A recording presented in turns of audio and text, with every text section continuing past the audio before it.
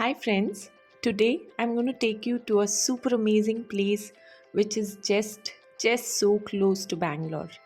Welcome back to my channel Catch Up with Madz.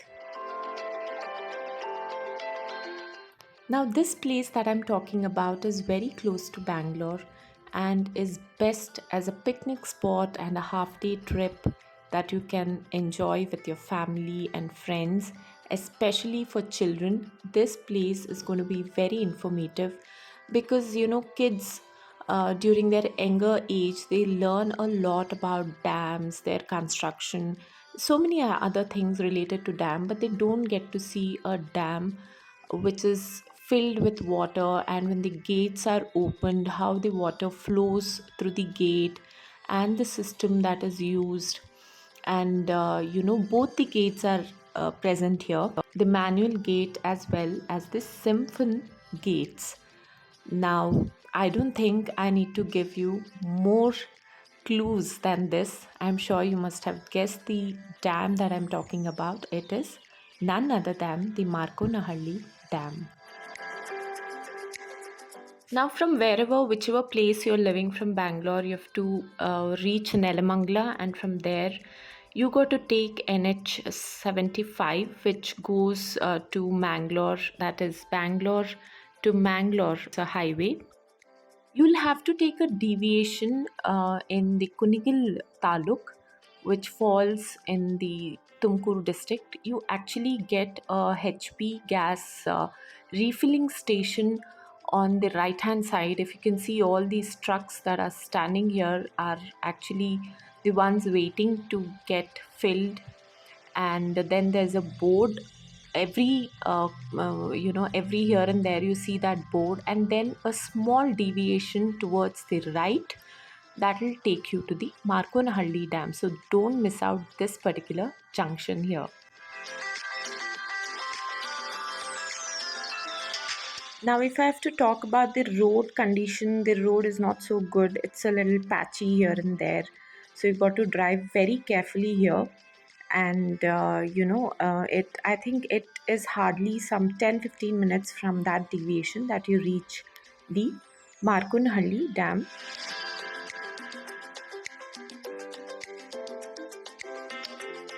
So we parked the car just outside of the gate, and if you notice, there are not much shops here, so it's always better to carry some snack and definitely water. So you need to take steps and climb up to go to the dam. But we first came here because we saw the water, the sound of the water, the water was just gushing out of the gates. We couldn't resist, so we came here first. This is that moment that no kid would want to miss, because most of the times you get to see a dam, but you won't get that chance to see the water coming out of the gates. This is a rare phenomenon, and the reason I call this rare is because most of you might have visited the KRS dam or the TB dam. I've seen both the places, but I've not seen the water gushing out from the gates in this speed and the sound. The place where we were standing, it was quite literally, we could feel the water. I mean, the force of the water in the place where we were standing. So it was absolutely a rare thing that you need to enjoy. And these two things that I'm showing you right now is the symphon gate, and these five are the manual gates. Now I'll explain about them in just a moment, but for you to know how the sound of the water was, just hear this.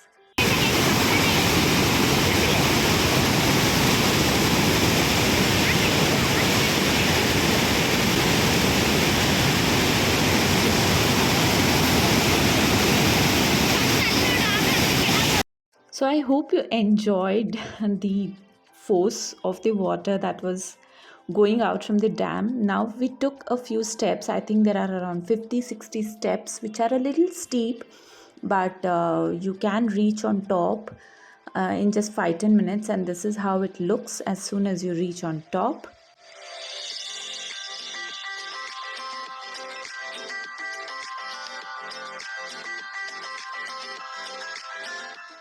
Guys, this, you can understand the vastness of this particular reservoir. If you see the height, because of the incessant rain, the level of water is totally on top, and that is why the water has been left from the reservoir which you just saw. So this is how it is looking. Absolutely beautiful. Now, this water flows up to 221 kilometers to reach the Shivanasamudra Falls from where it joins river Kaveri. So, this is a tributary of Kaveri, and it is this Shimsha river which originates from Devarayana Durga hills. They say that close to 29-30 lakhs was spent to build this dam, and it was built in the least time, that is just 2 years, between 1938 to 1940 by Krishnaraja Vadiyar IV, who was the king of Mysore under the guidance of his Diwan, Sir M. Vishweshwaraya. Now, what you're seeing here in the picture is actually a mission that is used, which was imported from England during 1938 to actually operate these manual, gates. Now, how the mission works is, there are wheels here. They are constantly greased, and it needs a lot of maintenance. Of course, if you can see, there are wheels provided to this particular mission, and it moves. So when it moves, there are rods given like this, with the help of which they turn these iron rods with the help of the mission, and that helps in the gates to get opened. Now, the total length of this dam is 1,400 meters and the height is 91.5 feet. But the gates are opened manual gates are opened when the height reaches more than 90 feet. So, the automatic gate, that is the siphon gates, they automatically open, they say, when it reaches 88.5 feet, which is the threshold for them to operate.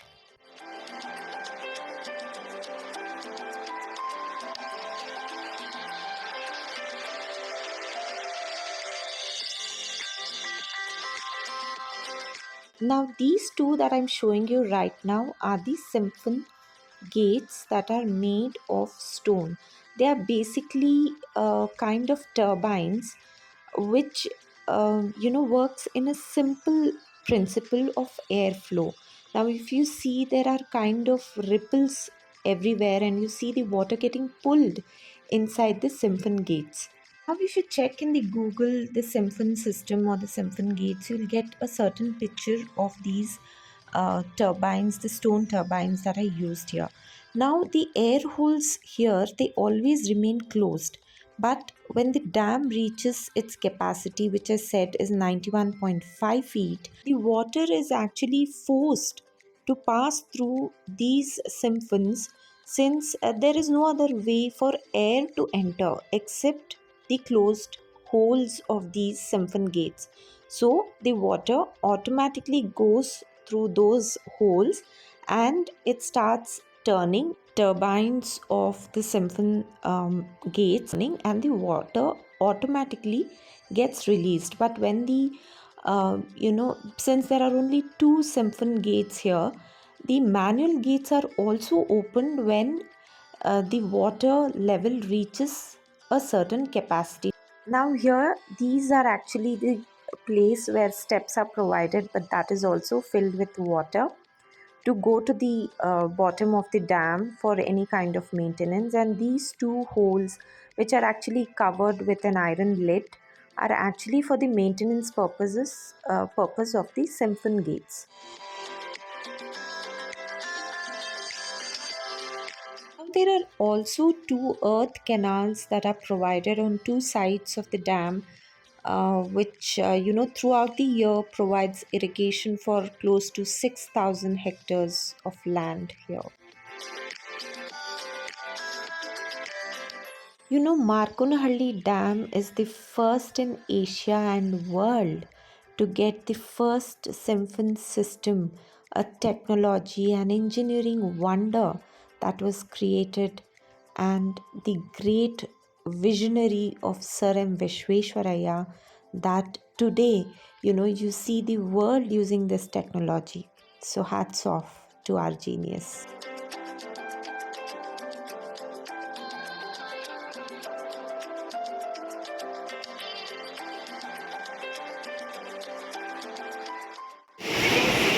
I'm sure you're not able to hear me because of these turbines. You can see here those two turbines where the water has been released right now, and there's a lot of wind and this reservoir is completely full. So you've got to come to this place just to enjoy this half-day trip, which is very close to Bangalore, around 85 kilometers. So do come here. Now, I don't know if you could hear me, but yes, it's around 95 kilometers from Bangalore. That is 2.5 hour drive. This is a must visit place for both adults and kids because these symphony system is very rare and unique in the world. Now, about the river Shimsha, there's an interesting fact.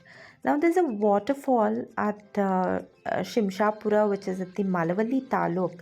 That is also the location of the Shimsha hydroelectric project, which has an installed capacity of 17,200 kilowatts of electricity. That is the first ever hydroelectric project in Asia, and it was the first to provide electricity to KGF, that is the Kolar Gold Fields, in 1902.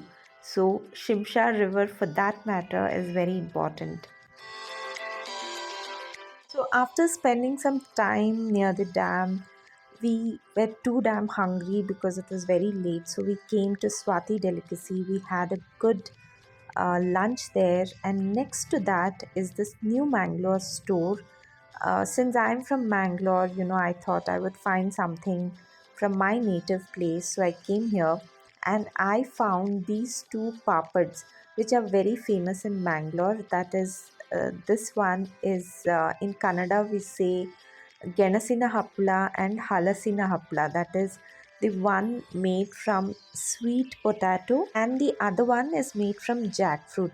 Now both of these I purchased here and I even tried at home and they came out really good.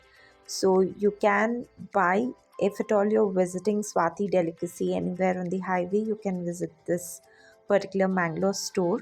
There was also this terracotta store next to it. Well, I did not buy anything much here, but yes, they have a lot of options and varieties here, so you can make a visit here. Okay, so that's it for now. I hope you liked this vlog and some interesting informations that I shared here. If you've liked this, then do like, subscribe to my channel and share this with your loved ones. See you all soon in my next vlog. Bye bye.